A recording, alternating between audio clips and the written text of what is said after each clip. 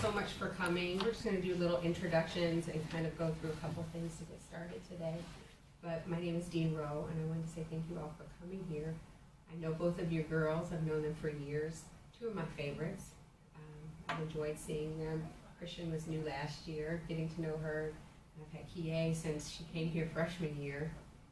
And it's been a joy to see them grow, and looking forward to seeing them next year. And so what I'd like for us to do is we could just have introductions, and we're going to kind of set a few little ground rules. We kind of talked about this before with the girls. That's usually what we do when we come together. And I actually have just a quick reading for us just to hopefully set the tone. Is that okay? All right. I have my little pony here because we always use a little talking piece. Last time we had a rough time with our talking piece, but we got our horse there, our Mustang. So anyway, I'm Dean Rowe. I'm Christian. Christian's mom, Elise. What do I do with this? Just say who That's you are. your talking and piece. pass on. You get to talk. What's your You name? state your name. State your name. State and your pass name. on. Leonardo. I'm Kie. I'm Kie's mom, Marlis. Thank you. I love your little face. Like, what is that? So this is one of the things that we do, so we're just respecting each other. So whoever has the talking piece, they're the person who gets to talk, and the rest of us get to listen. Sometimes the hardest part is just listening to other people. We want to jump in, so it just helps us. And obviously our mascot is the Mustang, so I brought our Mustang.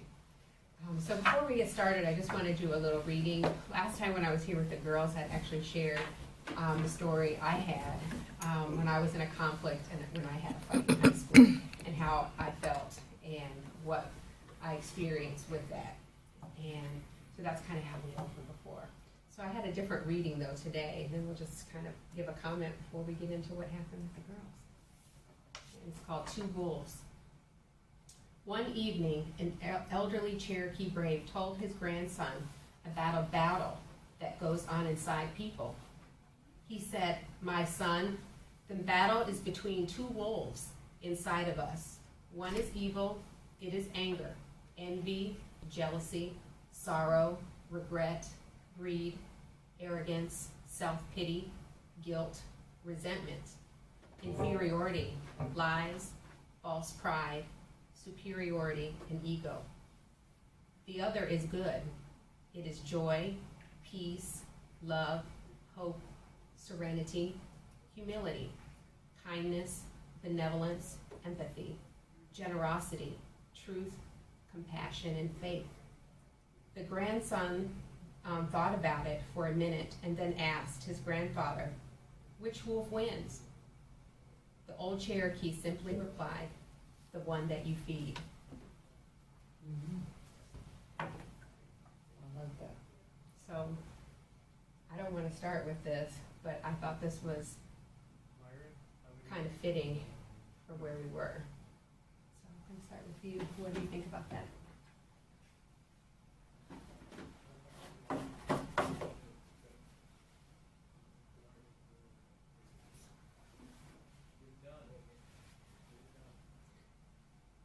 Because sometimes when you feed the angry side, that's the one that takes over. And coming up, I just remember, like always just, being angry, and when you let other people feed that, and when you're around it do takes over sometimes. So I understand it, because I felt like that, and I worked with kids that felt like that. So then to see her go through that, and then you go through it, it had really upset me, because that's not my daughter. What took place is not my daughter. She has never, been in a conflict like that. And to see her go through that, and then Dean Rowe was so, hurt by it, and I can see it in her eyes that every time she look at them, she's feeling that way. And then, as a parent, you sometimes think like, what did I do wrong? Or, did I not talk to him? You take them to these counselors, and then you take them to church, and then you talk to them, and then you got other people talking to them. So it's like, even when things like this happen, you still feel like I done did something wrong. Like, I didn't teach her well, or and all you can do is just really instill in them what you think is right and hope for the best. And then when it don't come out that way, you feel guilty about what took place. So when she read that, like you said, when you feed, it depends on what side you feed, and sometimes they put more energy feeding that negative side instead of the positive side. And it's so easy with that, with peer pressure and the media and Facebook and Instagram. All that is feeding that negative side, and it seems like that side takes over so easily, and stuff like this happens. So I'm sorry. You can pass it, baby. Yeah, just take it around the circle. honey. Yeah, I wanna pass it too. Mhm. I totally agree with what you said. And I just think that when in communication with teenagers, children, adults, or whatever, when you feel a situation, to diffuse the situation. If you say something to her that she doesn't like, she needs a positive response or nothing at all. And the same thing with you. If you don't have a positive response, then don't say anything at all. And that's diffusing the situation. So I agree 100% with what you said. It is a lot of negativity. And I think that they should really concentrate on putting the positive things in their lives and just focusing on those positive things.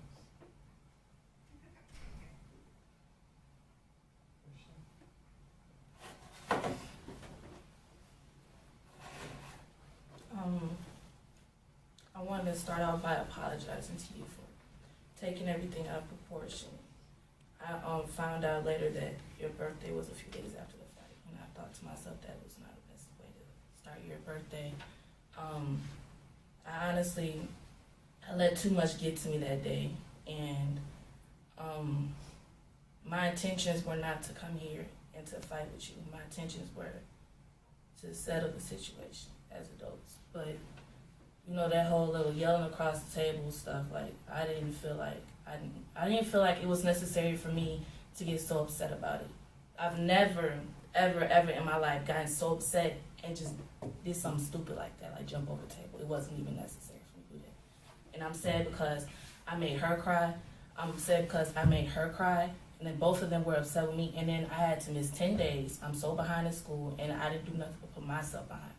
So at the end of the day, I wasn't hurting nobody but myself. And it makes me cry because I see everybody here that doesn't have to be here. Your mom, she loves you. She loves the hell out of you. And my mama loves me too. And I know that she came here. I'm glad she didn't come here upset, ready to fight too. You know how moms are.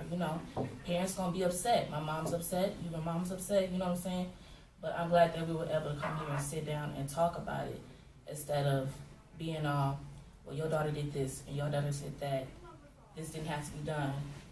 I feel like this is an experience for all of us to learn from, especially me, because I came from a school that was not ghetto, but I got picked on 24/7 all the time. I've been pushed downstairs. I ignored it. I've been cussed out. I ignored it. I've been spit at. I ignored it. So I guess when I came here, all of that was just like, it was so much on me, I couldn't even take it no more. That's why I reacted the way I did. And I apologize. I'm so sorry for it. When I heard you were bleeding, I was like, ain't no way I did that. There's no way I just did that. But it happened. And I'm sorry. I'm very sorry. That was not my intentions to hurt you. When you get in a fight, you don't think you're going to bust somebody's lip. You think you're just going to smack them around a little bit. But when you get so angry, it just happens. So again, I apologize. I'm so sorry. And I'm sorry for you too that you had to see your daughter go through this. Because I know you probably don't believe that she, I'm pretty sure when she got a breaking point too. Did she get upset about something? Yes. You'd be like, no, that's not my kid. There's no way she could have been like that. But your daughter, she got a breaking point too. And I pissed her off, I'm sure. I did my side. I did my stuff. Oh, I'm sure she played a part in it. Yes, that she do. But it's like you have to learn how to just, like, find that point to, like, okay, this is going too far. To calm down. It's like I was explaining to her, like, when you felt yourself getting upset, you should have stopped. And I said, even when the situation took place, when you all, even though you felt that you was going over there to say, like, it wasn't that serious, I said, you might think it wasn't you know, disrespectful of me. I said, but you can't bank on somebody else feeling the same way you did. If somebody else threw the grape or whatever took place, you should have just left it alone and not said anything. I said, but when y'all got people around, y'all don't think, y'all just, you know, showing out and doing stuff, you should have just, you know, left it alone. You know, and, you know, we did go through things that, you know, you could have did different. You know, how you didn't even have to get to that point. You know, or, you know, just left it alone. So, you know, and I was just like, you know, you can't go through life just getting upset or expecting things to go your way because that's the way you see it. You have to put yourself in the other person's shoes. Like, what if that was you? Then, you know, they had the right to react the way they did and be upset. So you should have just, you know, left alone. Like y'all said what y'all said in the cafeteria, and that should have been it. When y'all got ready to defuse, it shouldn't have never made it to that point. So, you know, we did go through, you know, what you could have did different. You know, I took her to, you know, the Naperville 360 youth center, and the lady, you know, talked to her about, you know, different things on how to, you know, recognize when other people trying to edge you on, or how not even put yourself in that situation in the first place. So I never thought I would just be sitting at a table because she had a fight and was suspended for 10 days.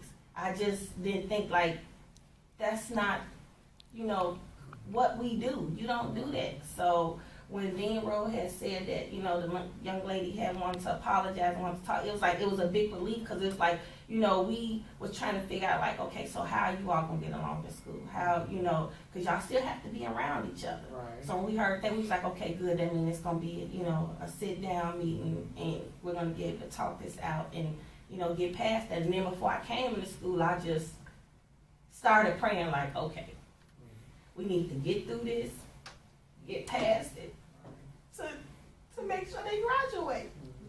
And for this not to happen again, because I'm sure that everybody is going to have something to say when they get out of school. You know, don't listen to them. Don't let them edge you on what happened. Just ignore all that. Right.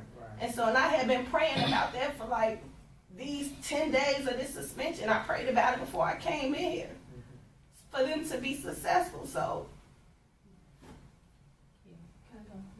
I'm sorry, I didn't have a voice. I do apologize to you, your mother, and your father. I'm not the type of person to just go off and, like, I am gonna be honest. If someone is, like, yelling at me or something, and I know, same with you, because I have witnessed in the past, it's quick to react and get mad, because at the moment I was not thinking. I was letting my anger get to me, and I am going to counseling to, like, work on my anger. Like, what should I do in that moment? If something happened, what should I do after? Like, I don't think before I do something. I know a lot of things I don't, and I do apologize. I'm gonna say it again. I'm gonna keep saying it. I'm sorry, but I do apologize to you, Christian, because I've never had a problem with you, and the reason why I did go over there to talk to you, because I know in the past, when we had things going on, I could come to you and, like, you know, with the whole situation, not situations, but like stuff last year, I could come to you and talk to you. Well, I didn't think, like, coming over there and me being the person I am, I'm not a serious person, and I apologize coming to you the wrong way if I did. And this apology sounds so, I'm just like, You're fine. I'm just, oh God, I'm trying to get everything together. But I'm like, after the situation, I literally thought about it, and I was like, well, what if I got the grape thrown to me? I would have been mad too, and ready to, like, react the way you reacted. And at the moment, I wasn't thinking with throwing a grape, and I do apologize for throwing a grape to you. I do, and I'm sorry that all of you guys came here, and I'm sorry for the suspension and all of that, because I'm gonna be honest, we've never gotten into it, and that's the thing. I've never had a problem with you, Christian. Never in my life. I don't know why, we do, but I'm sorry. Like, I really am sorry. That was, like, the main thing coming here, to apologize to you and put everything aside. I apologize for you being in trouble, for you having to go home and, you know, your parents being mad at you. I apologize about everything. I I do, and I'm sorry about that. I really am. Like, I don't know. Like, I'm all mixed up in the head. Coming in here, I was like, "Ooh, what am I gonna say? I'm not gonna say it." And now that I'm at the table, it just sound all like that. But I'm really trying. Like, my main thing was to apologize to you. And I'm sorry, and I wish that we can move forward from this and just put all of that in the past. So that's my main thing. Can I say something? I would love to put this past, and I would love to act like ain't nothing happened, because you know after today, people are gonna ask questions, people are going to instigate. I don't want to. Honestly, I'm gonna have to deal with it. Oh, Christian, this happened and that happened. Do not want to hear it. I've heard it too. But So you, I know you have, and I don't talk to that many people. Honestly, I know you don't. I hang with like 2 people. the people that have came to me, texted like one of my friends and were like, "Oh, I heard such and such did this," and like my friend kindly put her in her place and was like, were you there? Were you there in the situation? You heard, you didn't see, so shut up, keep your mouth shut. And the girl was just like edging it on, and my friend, like the story that she told my friend, I'm like, It doesn't. It If she didn't- wasn't there, it then she wasn't there. doesn't know. My friend told her, shut up. It's none of your business. You weren't there. Shut up. But just ignore when they come to Ignore it, don't feed Yeah. into it, you know.